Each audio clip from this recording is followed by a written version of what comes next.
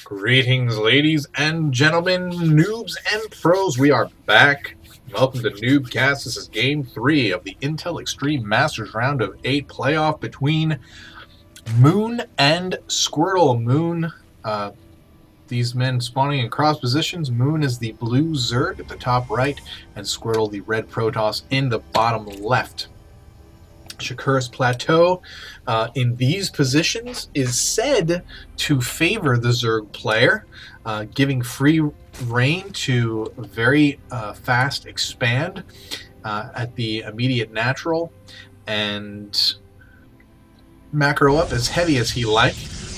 We're going to see enough, pretty much the same from Squirtle, it looks like, and I am amazed at how playstyle is beginning to develop as we see a 9 pool down for Moon instead of the early hatch. That's actually quite a bit of a surprise for me personally.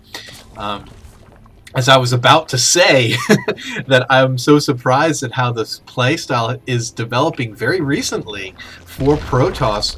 Protoss beginning to have a Zerg-like mentality as we see the extractor trick going down for Moon, getting that extra drone out while waiting for this Overlord to finish. But Protoss is beginning to have a strong macro mentality.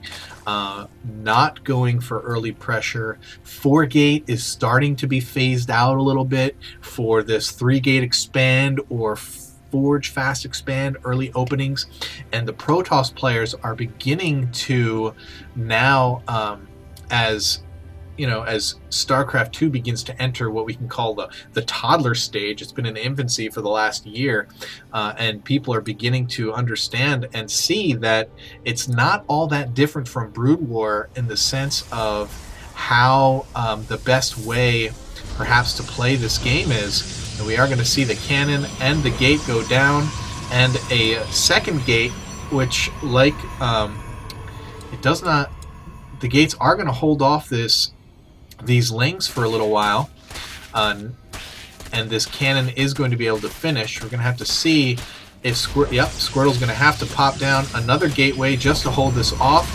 Oh, Moon is going to get the run by. The cannon is going to complete. Probes already out at the ramp. Very good play by Squirtle to get these probes on the ramp so that he can block it off and keep them from getting a run by. And if they just hold position long enough, these cannons can get in range, but they are not. They're going to actually run back, and Squirtle's going to have to pull off all his workers to attack these Zerglings, and that's going to give Moon, basically, he's just pulling off and taking away mining time from Squirtle. And you just notice what Squirtle just did. He picked off the one probe that these Zerglings were chasing and drew it down to the low ground and used it to start up his Nexus.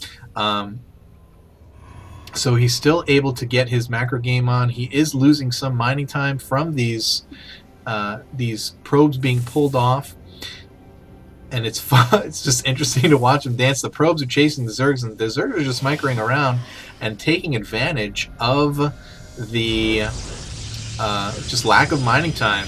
More probes that are chasing his Zerglings are less probes that are getting minerals, and so we can just take a peek at the income. Moon getting a substantial lead, has several hundred minerals more than Squirtle at this point, but of course because he is microing his Zerglings away, he's not able to spend it very efficiently at the moment because he's got his eyes on these Zerglings, and you can't really place buildings down very well. Now the Zealot is out. Oh, but he misses his chance to get some damage on those Lings. And now he's going to go out and chase them around. Going to use the Zealot to chase them down as opposed to the probe. But now the Nexus is finished, and those probes that were chasing around those Zerglings are out at the expansion, getting their mine on. But now you see the drone advantage that Moon has, about 5, and he is continuing to drone very hard. Now Squirtle was able to, during that fray, cancel that gateway and put up the Cyber Core, which is now being finished. But during all that insanity, Moon has double expanded. Can we assume that because, yep, he has seen that expansion, Squirtle is aware of both of the expansions of, well, I guess he has to assume this one, even though he hasn't seen it. Because there's this one, he's going to assume that this one is down, even though he doesn't have a scout on it. But once again, the power of harass in the early game. Stalker is out, and that is going to effectively end the Zergling harass in Squirtle's base. Overlord going to come out and check out the front of Squirtle's base. And the third hatchery is finally up. Could see potentially a pylon and some cannons down here in the low ground to harass this third base, because Moon did that early Zergling harass, and because it was fairly effective, he's not making any other units. He is just droning his pants off right now. So much saturation, doing such a good job, spot on with the injects, getting his so the queen is already out at the third, and no inject as of yet. No inject as of yet. He does have the energy for the inject. A couple of drone transport. There it is. And the pylon is down for Squirtle. I'm guessing if he's going to have any kind of offensive, it's going to be here, because Moon has 0 units, getting out a few more Zerglings. And automatically going Hydras. The layer already up, getting Hydras out because, man, such a good idea. Moon is playing this fantastically, from the early Zergling harass to the fast expands. Just brilliant play thus far by Moon. And Squirtle doing a good job of holding things off, getting his own macro up and going, warping in units up here as opposed to in front of his base and having to take the long walk. Going to be able to do all sorts of damage down here by Squirtle to Moon. Is he going to force field off? No, not going to even bother to try and kill any of those drones. Just going to take down this hatchery, and hopefully he's not going to take it out before the larvae come out. So Moon is going to be able to use the larvae that pop from that hatch. Just going to run away from the broodlings and finish that damage. But once again, there's still several larvae that Moon's going to be able to use. Hydralisk coming out immediately, and this is going to be trouble for Squirtle as Moon gets now replants his third over here, much closer to home, perhaps a little bit easier to defend considering the positions here. And looks like we're going to be seeing this map get divided in half diagonally as Squirtle, breaks down the destructible rocks between his bases. Going to open up the path to expand here at this center, and as immediately the Nexus is going down, and he's going to be able to now defend up here. He's going to see the Hydras coming up, so he's going to be able to warp in some units up here if he so chooses to continue to protect this side. He's going to move his whole army out down there, which of course is going to leave this front side effectively unprotected apart from these cannons, but I don't think it's going to be a problem because if we do only have a Zergling up there, this pylon is going to be taken down by these Hydralisks. Squirtle going to move his forces back up into, or not move the forces back up into the high ground, going to wait for some more Stalkers to join the force. If we look at the armies, Moon has a much higher food count, but once again, if we look at the, well, he only has a 13 Harvester lead, so I thought it might be a little bit bigger disparity. Oh wow, huge drop coming in, going to be, I'm guessing, filled with all Hydras and Lings, and quite a bit of them. This is going to be sick from Moon. He's looking to see if there's a third base up here for Moon, but there is not, so he's got to assume, and he's sending in the Ling to check, and he sees that third base down here. Going to drop make a huge drop behind the natural expansion of Squirtle, and going to be very effective. The Colossus are out. Thermal Lance is 3/4 of the way done. It looks like Squirtle is ready for this drop. Must have seen it with the observer, and here it comes. Gonna drop. Is he gonna drop in the line? Yep, he's gonna wait to drop right in the line. Stalker's in. Oh no, Colossus out of position, gonna get surrounded immediately and go down. Force fields, not sure if they were beneficial at all. More Stalkers taking out. These Hydras being worked in. Zealots to tank the DPS from these Hydras, which are basically being picked up and dropped, picked up and dropped. Squirtle having to move his force to the high ground, but Moon, it's actually confusing. Oh my goodness, Moon following the wrong pack of Overlords. Not going to work out well, as the ones with the units have moved back into the expansion and are doing all sorts of damage. Going to get repicked up by the Overlords. And no, misclick by Squirtle attacking his own Nexus. And these Overlords are going to move out. Now, let's take a look. He did lose quite a few Overlords, not enough to affect him at all. And this huge force of Roaches and Hydras moving down, just now scouted by Squirtle, going to have to take it on this ramp and use exactly Force Fields and Guardian Shields to try and separate as much of this army as possible to stay out of range. Gotta back off, Squirtle, gotta back off. Do not let them come down the ramp, brother.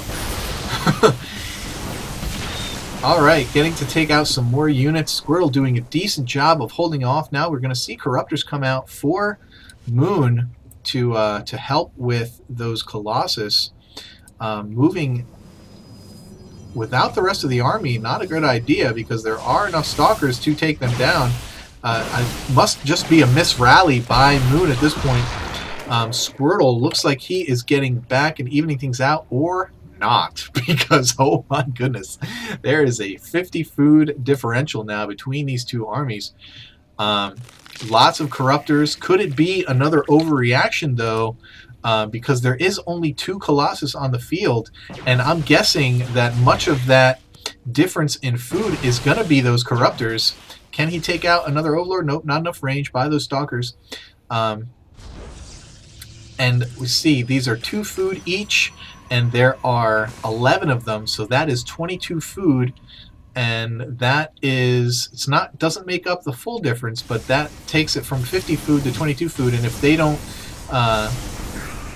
do their necessary damage, like once they take down those Colossus, that is going to basically make these Corruptors completely ineffective. We see this happen so often when Zerg players make so many Corruptors, and then the Protoss player just upgrades his ground forces and gets more and more and more of them.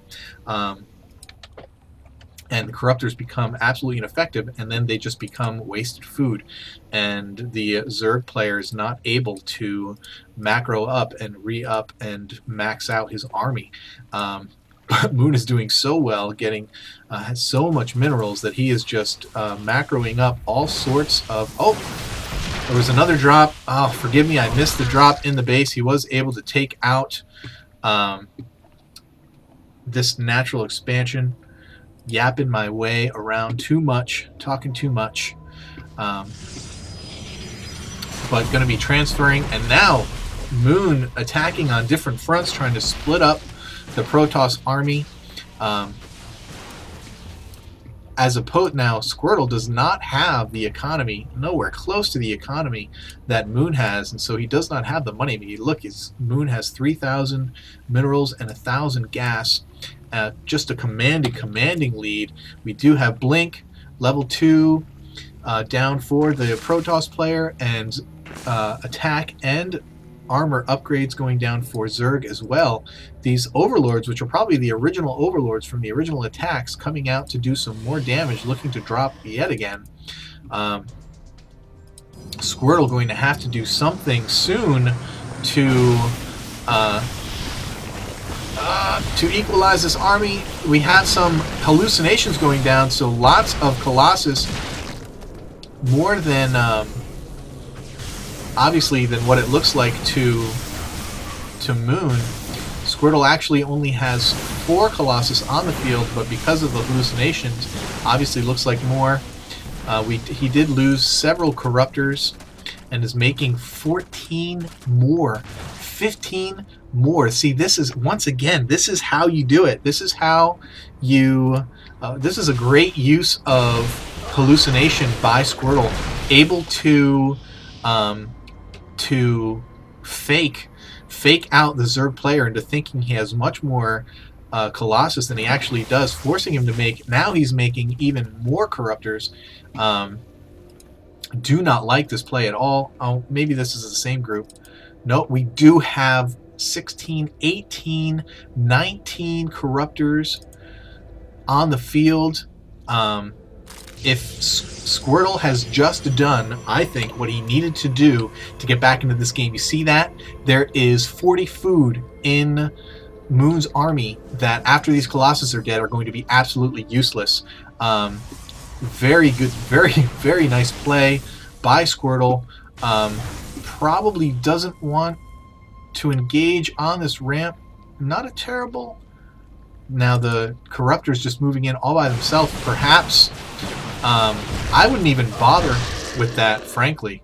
I wouldn't even bother trying to kill this Corruptors. Leave them on the field. Try and micro your Colossus to a better position so they are not going to get sniped like they are right there. Oh, Corruption goes out, and they are going to immediately drop. All 4 Colossus going down. But once again, that effectively makes those Corruptors now useless, and they can just go sit in the corner and party, because this army of Stalkers, now with Blink, and now with level 2 attack, and now we have Storm on the field. Much better option for this force. Now getting Roach Heavy, though, instead of Hydra Heavy. So not going to be as susceptible to the Storm. More drops going on. We are going to see yet another drop in the back of the base. Not enough cannons. I'm surprised that Squirtle hasn't put cannons behind his mineral line at this point with these drops incoming. But now, as you can see, 1, 2, 3 bases mining. Natural practically mined out, main long mined out, getting the hive tech, and we are going to see some likely Broodlords coming out for, well, let's see, is the Greater Spire finished already? I did not see. Where's the Spire? Nope, no Greater Spire. So maybe he's going to go Ultras. There's the drop in the natural, quickly and easily going to take down the main. Did the probes get out? Potentially, but Moon is likely, it's not even going to pick up these Hydras this time, just going to sack them, allow them to die. They've done more than their weight in damage, and we have a counter coming back over here.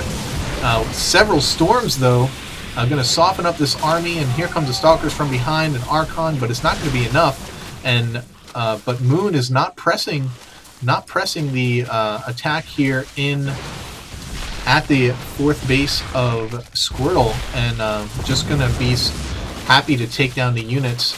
And that was enough time, perhaps, to keep these units away from the expansion and buy Squirtle the time he needed to keep them back. And now more Overlords. What's the ping? Oh, very good. Whoever did that, thank you. DT coming in, and the sole DT coming in and taking down this entire expansion. Fantastic. We're going to see, we do have Spores up in the others, so he's going to have vision. But there's no, oh, and the Spines are going to be able to reach that, and he is dead. Trying to see what else is going on here on the minimap.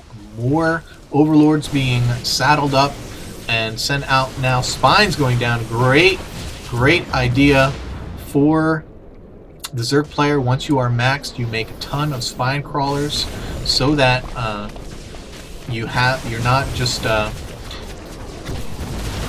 you're able to use your money, and you're able to I'm sure I agree with that. Storming that particular position, too few units to be effective. And the Templar out of position. Oh, losing one. Oh, losing a second. Had storms in both of them. Could have at least dropped them on his way out. Oh, we do have that drop is happening here at the center base. More Hydras. DPS is just utterly sick. Going to take down this Nexus and try and get out of dodge. Are the Overlords going to pick them up and leave? No, they're just going to waltz right into the main and try and kill some of these tech structures, and they are going to do it without any opposition. Hydra's also in the 4th base of Squirtle, but his army is here, and so that is going to be thwarted. As these Hydras continue to take down the main, I'm not sure that Squirtle is going to be able to survive for much longer.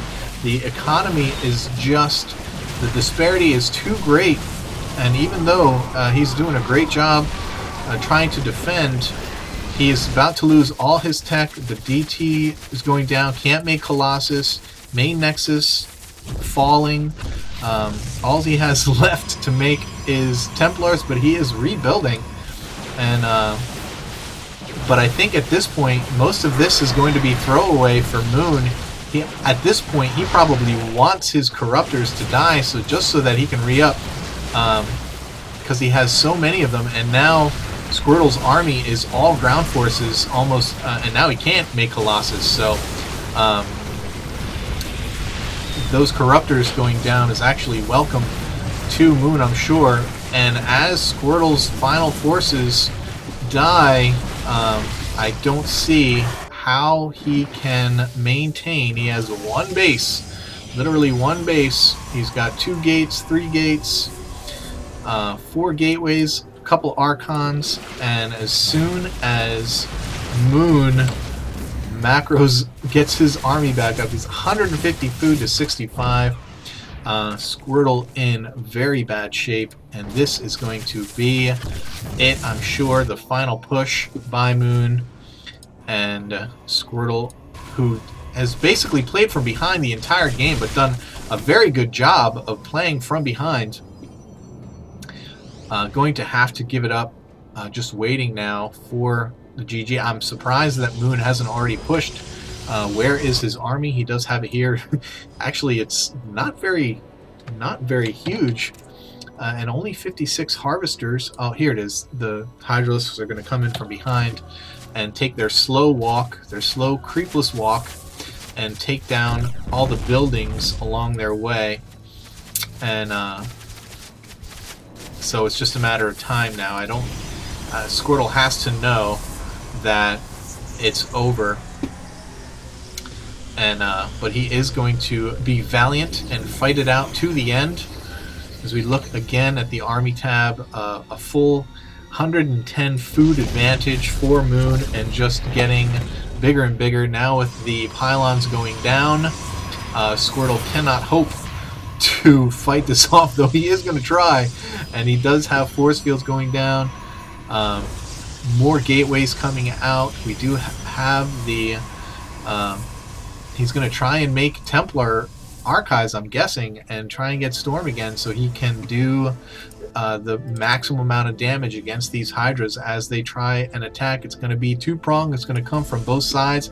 It's going to be devastating. Now the Templar Archives goes down. He's already got all the research for it, so all he can do right now is hope that Moon waits a really long time. He can't max because he doesn't have the supply to max. And if Squirtle tries to expand here, he is going to be disappointed. Just too much of an army on either side. We do have Overlords coming in to do drops, which you just rarely see the kind of drops that Moon was doing. Often you see Zergling drops with Overlords, and sacking Overlords along the way. But this is Oh, it looks like the Hydras are just going to get dropped in from the back, and the major army coming in from the front. I'm just wondering what Moon is waiting for. His advantage is so ginormous. Is he going to storm all these overlords? How many can he kill before all these units get dropped? He has to storm his own units, and obviously that is never a path to success. And Squirtle gives a GG. What a game. What a fantastic game.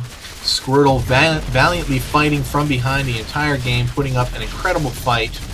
But Moon does take it and now leads the series 2-1. Let's see what happens in Game 4.